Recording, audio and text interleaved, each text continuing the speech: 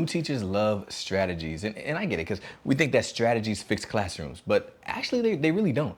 But I remember being a new teacher, and I can see like you have Megan just not focusing, sitting in class, and then you're trying to teach, but they're not paying attention. You got people standing up, you're trying to make sure that everybody's getting this information, and they're not, and you're frustrated, and you're like, yo, what is gonna work? I need to turn my class around right now. So you look for a strategy that has worked in somebody else's classroom, or you ask somebody and they give you a strategy, try this, and then sometimes you try it in your class and it still doesn't work. And what happens is that leads to frustration. And the reason why is because strategies don't fix classes. It's like the best way I can describe it is, I used to coach track. Well, I still coach track actually, but I remember a couple of years ago coaching track, a parent was asking me what shoes she needed to get for her athlete. And I told her that we know we got to get the track spikes. And she ended up buying football cleats. Now, if you know anything about the difference, track spikes have short metal spikes that dig into the rubber, and football cleats are wider, they're thicker because they're digging into like mud and grass and dirt and turf. So I tried to explain to her, I was like, well, these aren't actually the same thing. And she didn't get it. She was like, well, the guy in the store said that these are cleats, like these are gonna work. They help him run fast. I was like, they help him run fast on football surface. They're not gonna help him on the track surface. Two different strategies. Watch this. It doesn't make sense to try to run track, a sport where you need speed and just quickness, where it should be light on your feet. It doesn't make sense to use big, bulky football cleats, right? That strategy isn't gonna work for that particular sport. And her problem was, and watch this because we do this sometimes as teachers too. Her problem was she saw the strategy instead of understanding the principle. And the mistake I don't want you to make is I don't want you to see the strategy and miss the principle. Principles are actually going to save your class. The principle was the students need some sort of shoe that is going to optimize their performance in that particular sport, that's going to help them grip the ground so that they can move safely and more efficiently. That's the principle. Now in football, that strategy to match that principle is gonna be using football cleats. They're bulky, they're thick, they're gonna help you dig down into the grass and mud. In track, is gonna be track spikes, where they're short, where they're lightweight, where they're flexible, where they're strong enough to grip into a very shallow rubber surface. The principle was that they need these shoes to help them be efficient. Strategies are completely different. And what I need you to understand is that strategies aren't gonna help you save your classroom, but principles are. But the reason why a lot of people like to rely on strategies are because strategies are like quick fixes. Strategies seem simple. Again, when our class is off the wall right now, give me something I can apply right now that's gonna help turn my class around. And sometimes strategies help, sometimes they don't. And when strategies don't work, that's when you say, I just can't do this, let me leave, let me quit. But the actuality is you're missing the principle. And what I want you to do is I want you to take the time to learn the principles, because when you learn the principles and you can apply those principles, and you can become effective. And that's my whole entire goal. So let me break it down for you. The best way to do it. Hold up. The only reason why I would interrupt one of my own videos is to let you know about something super valuable. The book 99% Human, 1% Amazing is currently free, but it's not always going to be free. So check the link in the description below real quick to see if it's still free plus shipping. If you missed it, sorry, but if you click the link in the description below and it's free plus shipping, I promise just cover shipping and I'll get the book directly out to you. The best way to do it is to understand principles, match them with your unique gifts and talents, so your zone of excellence, and create strategies that then can help in your particular classroom. I like to think about it like a tree. So I just broke it down for you, but let me show it to you in a way that your brain will kind of get it. I like to use imagery so that you can see it. Imagine a tree with these three components.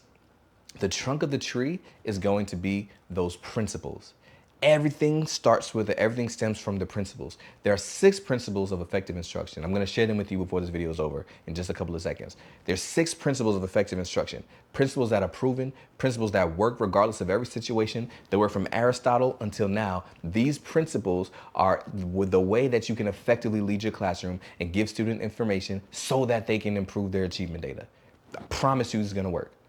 Based off the principles, now every branch is your zone of excellence, your unique gifts and talents. If you follow me for any amount of time, you know that I always like to say you are 99% a human, but you're 1% amazing. There's 1% that's different about you than every other person. And that's literally assigned, that's literally taught to us based on the DNA that's in our body. But there's something about you that's different, something about you that's unique that you do better than most of the people on this earth, or that you do differently because you are who you are. Those are the branches of the tree. Everybody has different zones of excellence. And off of the branches of the tree, the leaves or the strategies are what's going to help you lead your classroom effectively so that you can lead the class that you dream of in every class every day. So we start with the principles, match it with your unique gifts and talents, so your zone of excellence, and then it branches off to create those leads, which are those strategies that you can apply. But what a lot of people do is they start with the strategies. They go on TikTok, they go on Instagram, they ask a coworker, or maybe even a coach, and they get strategies that they can apply to the classroom. But if those strategies didn't come from that same branch, then that's what's gonna lead to us trying it and it not working. It's like people are giving new teachers leaves and wondering why new teachers are leaving education. Because the leaves are the last portion in the formula. First, people need to understand the principles. Then they understand what their zone of excellence is. Then you can tell them a strategy, or then you can give them the leaves. So let me break it down for you. Let me give you the principles. I told you there's 6 principles of effective instruction. Hope you don't mind if I read it off my phone. I just jotted them down. So these are based in, again, proven principles from Aristotle to Harry Wong to capturing kids' hearts to getting better faster. Like, these are all put together. I just put them into 6 different categories to make them easy to memorize because I'm just that's what I do. Like, I need you to get this information. So I want to be able to give it to a way that you explain it. So I love alliteration. So these 6 principles of effective instruction, they all start with E. And the first one is, if you're finding value in the concepts taught in this video, you will probably love the Masterclass. 99% human, 1% amazing. The Masterclass is really where we do a deeper dive in every single chapter of the book, every single of these videos, hours of content just for you, as well as live monthly coaching calls where we get on Zoom and we talk about the concepts in the book, where we help each other create impactful change in our students. Consider signing up, link in the description below. Engage. Engagement is the first principle. Engagement is going to cover those things like classroom management, like student engagement, making sure that we can get students seated and listening. I don't know why that was such a tongue twister for me, but get students seated and listening so that we can give them the information. It helps us to create engaging lessons that help students to retain the information that we're giving. So the engagement pillar, the engagement principle, is what you need to master in order to be able to engage your students. But not just your students, also how to communicate with families falls under engagement, because you got to engage parents. How to collaborate with other coworkers, that's engagement. How you're going to engage with them to make sure that we're working together, involving all stakeholders to continue to improve student achievement data. So the first pillar is engagement. The next pillar is encouragement, because students need to also believe that they can do the things that we're asking them to do. So encouragement is going to cover things like your classroom vision, classroom theme, classroom culture, the climate of your classroom, how you are positively interacting with students, how you're making sure that students are positively interacting with each other. We have to encourage them to understand that it is possible and you are capable, and that we believe that all children can learn, every student, every child, every block, every day. And you are capable. So that is the encouragement piece that needs to happen. The next principle is the empowerment principle. So now this goes into literally how to craft our lessons. How do we craft lessons in a way that students can actually get this information and they can learn it, retain it, and apply it in other situations? How do we differentiate instruction so that we're reaching all students? Because in order to empower students, I can't just give a blanket lesson. I have to make sure that I'm giving lessons that apply to the level of learning that the students are at. And it's gonna help us to be able to do all those things to empower students academically, but also to empower them social emotionally, and also to empower their character, their life skills, those transferable skills. How are we empowering students? Because when we understand how to empower students, again, that's how we improve student achievement data. The fourth pillar is the evaluation pillar. Using data to make sure that we understand where students are and what students need. Or I'd like to say what students know and what students need. How to assess effectively, how to appropriately assess in different ways. Like, one, how do we assess students in different ways to make sure that they're understanding the information? Because we know that standardized testing is just one way, it's standardized, but how do we differentiate even the assessment tools to make sure that we are really evaluating what students know? But then also, once we evaluate, how are we making sure that we're evaluating effectively? What types of things are we using to evaluate? And then after we get the data, what do we do with it? All right, so that's all in the evaluation principle. Now, those first four principles were based on, or were student and staff focused. The last two principles are focused on the individual teacher. The next one is the extension principle. Extension means you're reflecting over your practice and you're engaging in professional development, or you're engaging in different activities to continue to grow yourself as an effective teacher. Because we know that we're lifelong learners. So somebody who is an effective teacher is somebody who knows that I have to continue to grow myself individually. But also that extension piece looks like, maybe we're going to stand outside of the classroom. Maybe I'm going to step into a coaching role, or I'm going to be the team lead, or maybe I'll step into administration. Extension means I'm continuing to look for different ways to increase my impact. And then the last phase, or the last principle, is going to be the endurance principle. Again, this one's for the teacher. Endurance means that you have to figure out how to become an effective teacher so that you can continue to show up. And a lot of times the piece that people miss, once they start getting excited and once they start learning, then they start sacrificing their own well-being. I don't want anybody to sacrifice your own well-being, because I always say that your best ability is not your ability to teach. It's not your ability to build relationships. Your best ability is the ability to show up for students. It's your availability. Your best ability is your availability. And if you're not taking care of yourself and your well-being, you're not available to show up for anybody else. So we're talking about self-care. We're talking about how to prioritize tasks to make sure that you're not becoming overwhelmed, to make sure that you do the things that are important, and then the things that are left over, you can look at another time. You see what I'm saying? Like, I want you to be able to leave your laptop on the desk and go home and spend time with your family. That's all in the endurance phase. To help you endure, you have to take care of yourself. So one more time, those 6 principles of effective teaching are engagement, encouragement, empowerment, evaluation, making sure that happens with students and staff in your building. And then internally, you have to make sure that you are focused on extension and endurance, right? So we can put all these 6 pillars together, and there's a whole lot more. I just wanted to, that's an overview, but everything that it takes to be an effective teacher is going to fall into one of these 6 categories. And when you understand these 6 categories, these 6 principles of effective teaching, then you can match it with your zone of excellence. Now, I'm not going to dive too deep into the zone of excellence because we spoke about it before, but your zone of excellence is the thing that sets you apart from everybody else. Some questions to ask yourself to understand what your zone of excellence is are: what are the things that you enjoy doing? What are the things that you're good at doing? What are the things that other people recognize you for? And what are things that other people ask you for advice on? And you start asking yourself these questions, and you know what? I'll include a tool in the description below where you can ask yourself these questions and come away with, really take some time to think about this thing. Come away with a statement that says, this is what my zone of excellence is.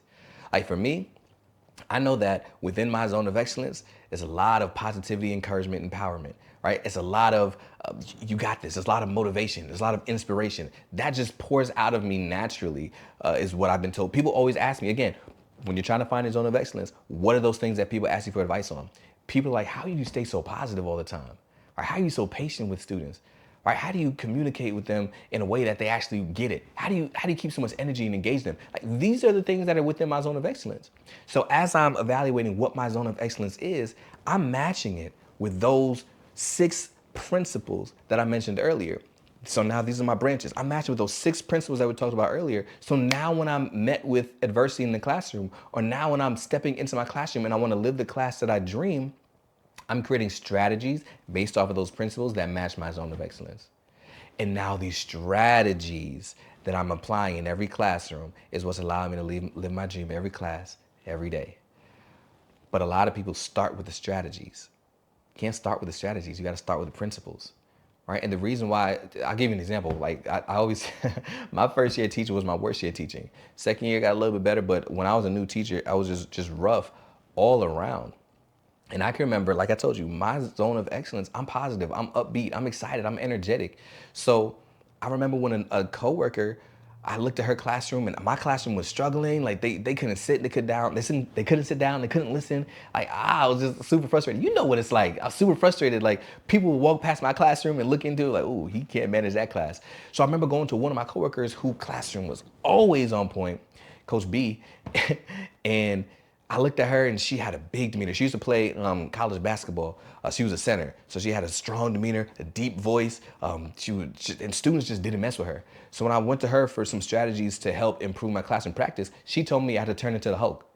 Like she said, with my students, I just say, hey, and they sit down, right? So I was like, all right, cool, I'm gonna try it. So I go back to my classroom, taking her strategy, go back to my classroom, and I'm like, hey, hey, hey, hey, hey, hey, right? And they're like, yo, what are you doing right now? Because I'm trying to take somebody else's strategy and apply it in my room, and it's not working because it came from a different branch. Her zone of excellence is different than mine. But I wasn't thinking about the principle. The principle was there needed to be some way to get student attention and hold them to that expectation of when I need your attention, I need you to be silent so that you can hear this information so we can take the next steps.